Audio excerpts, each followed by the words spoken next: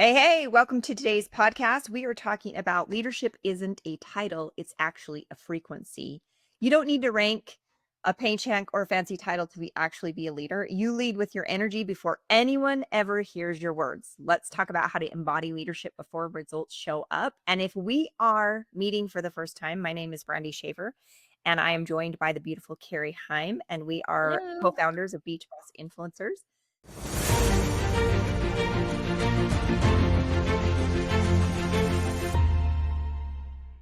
So we're excited about this topic because leadership is huge in network marketing, right, Carrie? Yeah, I mean, if you don't have leadership skills, you won't have a team.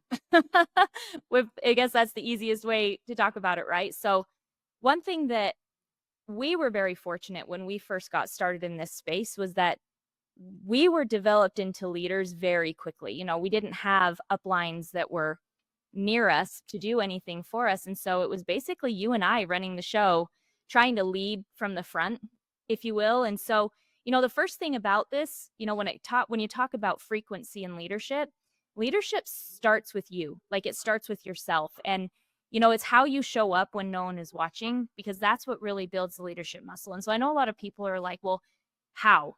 Like how does it start with me and how do I step in to that leader, right? And it's really about consistency, emotional regulation, because this, I mean, network marketing is a freaking roller coaster. I'm sure Right. anybody listening is like, oh my gosh, get me off this roller coaster now.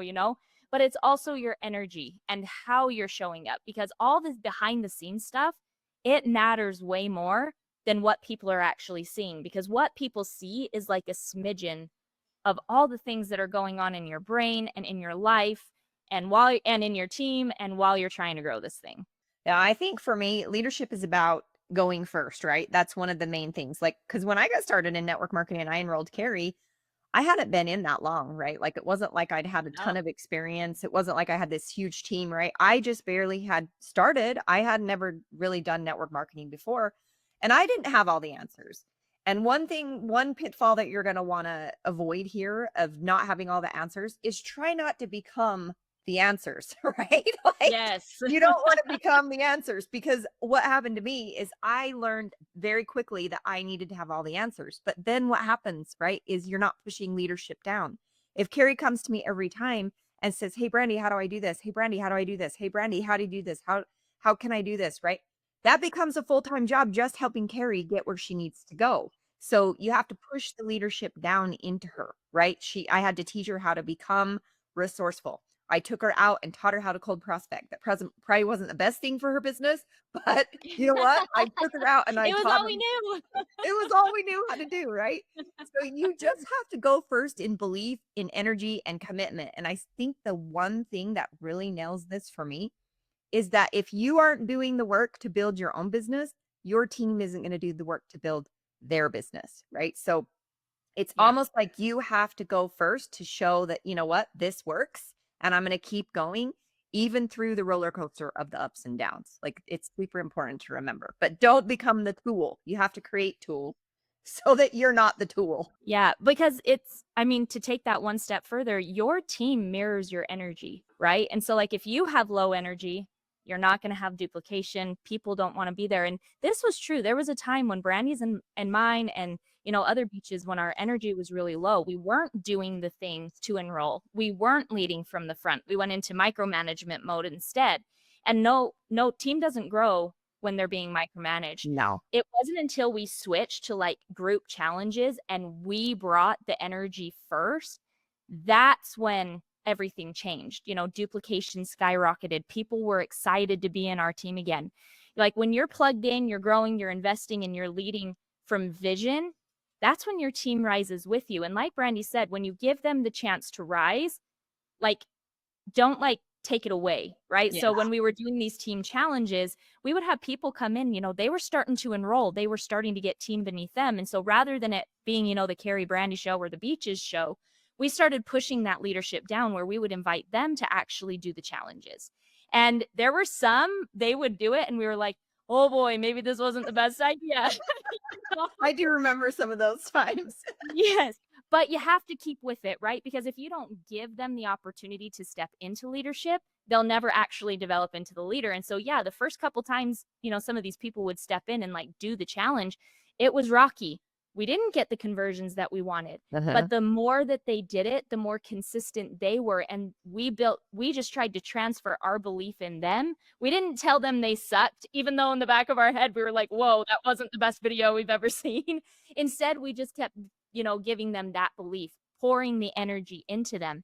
And when you do that, that's when people really rise to the occasion. And we would see people that sucked at their first videos, no one would ever want to follow them to, turning around and actually enrolling people and duplicating the process because we transferred the vision and because we transferred that belief and because we transferred that energy. Right. And one mistake too, another mistake that leaders make as they start to grow a team is they start to try to control everything. And I know Carrie mentioned micromanaging. That's exactly what starts to happen because you build, a small team, two, three, four, five people, and maybe they're not doing some of the things that, you need them to do to duplicate the process. And so you become almost needy and attached to those people because you're like, oh, I found my five, right? Like, this is it. I've got my 5, right? We're going to the top. We're gonna be millionaires.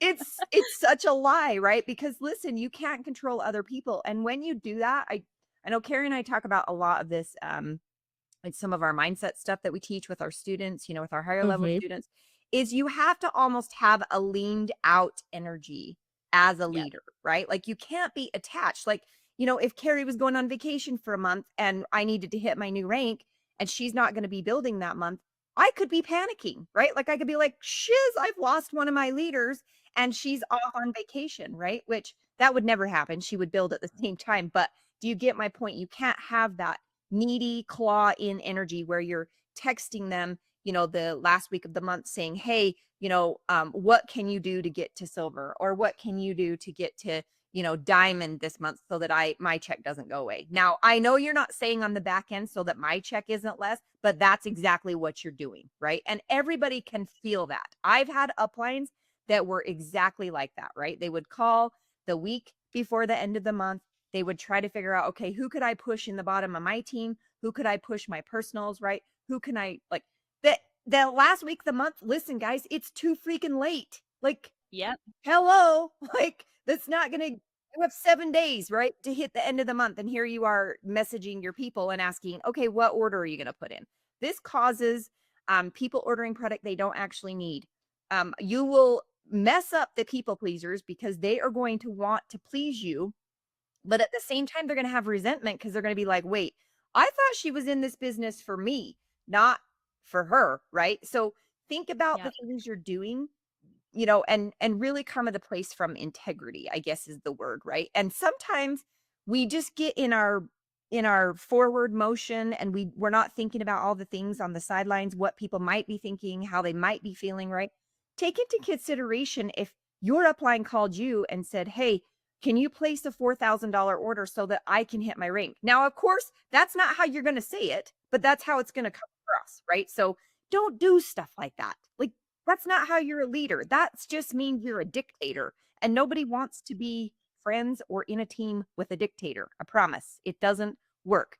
On the other side, I've had uplines that were completely hands off until I reached out, right? Now, is that good or bad? I'm not sure. I tried to take an approach where it was in the middle, right? So, some ideas for you to build leadership as a frequency instead of as a title is to really understand where your people are and love them forward. Like, if you have a team member that's here, because listen, not everybody on your team is going to want to be multi-billionaire. That's not how it works in network marketing, right? There's a few that want big money, and there's some that want middle class money, right? And there's some that just want to pay for their groceries for the month, right? Like that's it.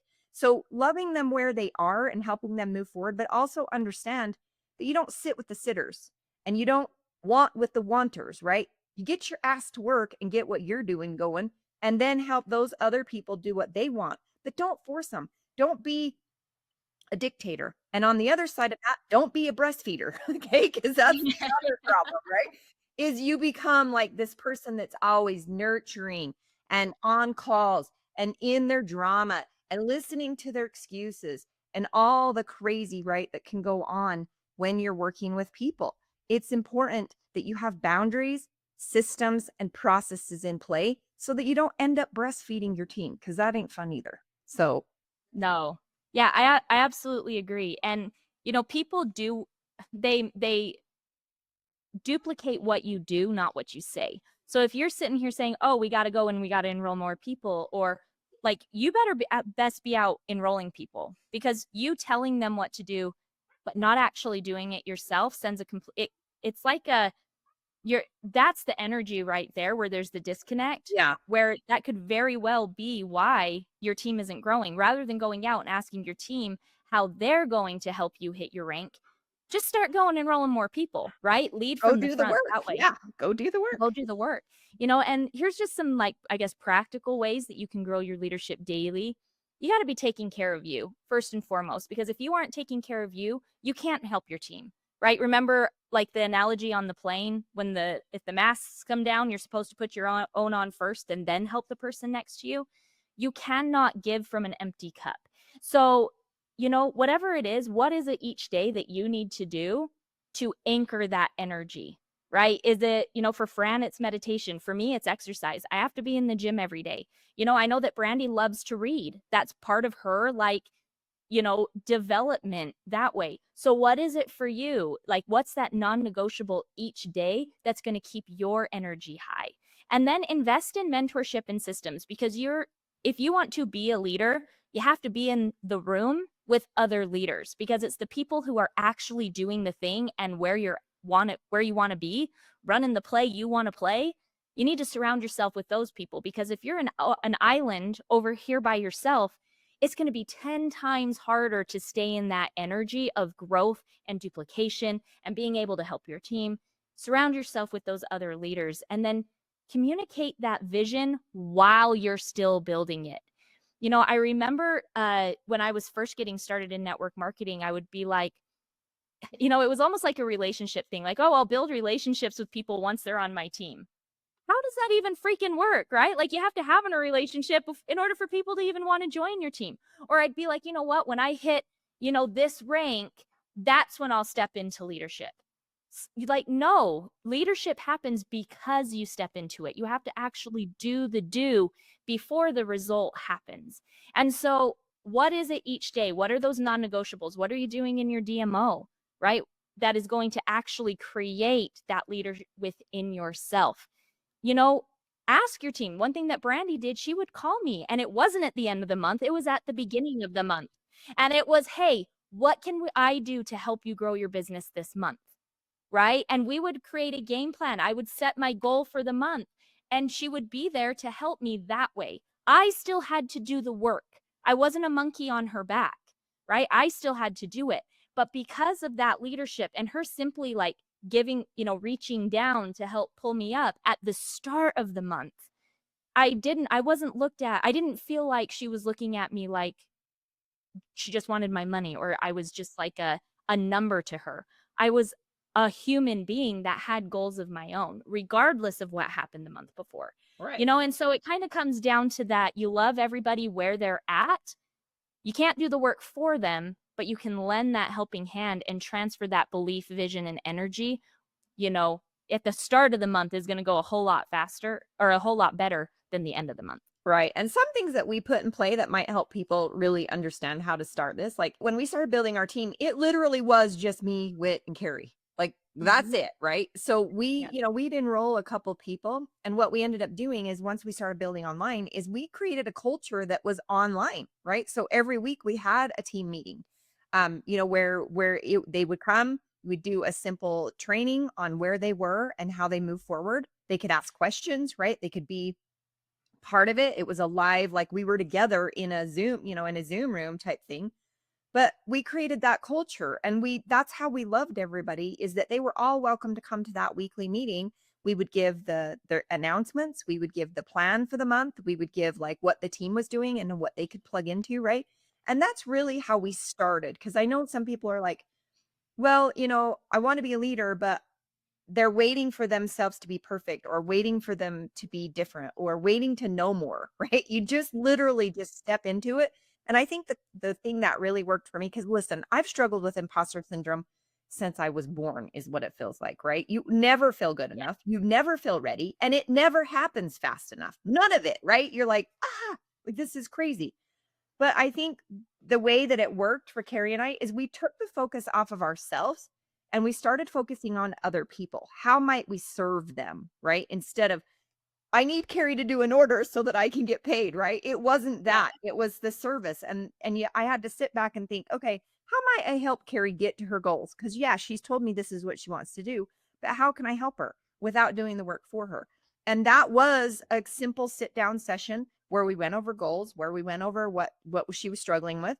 And then if I didn't know something or we didn't have a tool or there wasn't a system, to figure it out or to automate it or to make it easier, we would figure it out together, right? We would be like, okay, how might we figure this out? And we would search, we would test and keep what worked. And then we would turn right around and test something else. And that's how we created the process that people could just come into the team. There was a system in play and they could go through it. And that helped us know who to work with. But every week they were invited to that meeting. And there were no qualifications, right? You didn't have to Yep. be a pro 7 or a diamond leader to be on this meeting. It was everyone was welcome. And did I spend all my time there? No, it was an hour of my time a week. That's what we did. And then we started pushing the leadership down. So then I had Carrie train, right? And then Carrie would enroll somebody and they would go through the processes and they'd be like, oh my gosh, this huge aha. And I'd be like, hey, can you share with the team like how you learned this or how you did this? Right. So we started bringing people in and then highlighting them and creating a culture of family. Because listen, Yeah. all people want in network marketing is support. They want to make money and they want support. That's it. And if you can help them do those two things, you're golden, right? Like your team will keep growing. So, anything else Yes, you want to add? absolutely love that. If you got value from today's episode, I encourage you to kind of reflect on the type of leader you are right now and evaluate like what's working in your leadership right now, what's not working, and what's one or two things that you might change right now to become the leader that you yourself would want to follow. And then, also like if you drop leader, let's drop the word leader in the comments of wherever you're watching, like if you're ready to step into a higher level of influence and want our help and support in building a team that duplicates. So drop leader if you're looking for that. It was awesome being with you guys today. Drop what your biggest takeaway was from today's episode, and we'll plan to see you next week. See you later. See ya.